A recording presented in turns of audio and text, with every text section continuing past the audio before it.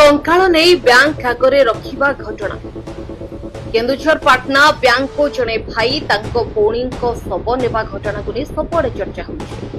घटन मुख्यमंत्री मोहन चरण माझी हस्तक्षेप करने शव बोही नहीं भाई को टंका मिल पारी घटना कहीं घटिला एवं यार पुनरावृत्ति जेपरी न हो से उत्तरांचल आरटीसी तदंत कर रिपोर्ट प्रदान करने मुख्यमंत्री निर्देश देते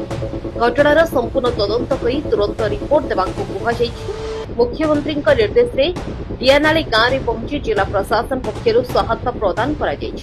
जितु मुंडा को बैंक रू 19,400 टंका प्रदान कर डेथ सर्टिफिकेट एवं लीगल हेयर सर्टिफिकेट मध्य प्रशासन पक्षर तुरंत प्रदान कर फास्ट्रैक मोड रे मेडिकल ऑफिसर पहुंची डेथ सर्टिफिकेट प्रदान कर असहाय व्यक्ति जेपरी पुनर्बार एभली परिस्थितिर सम्मुखीन हेबार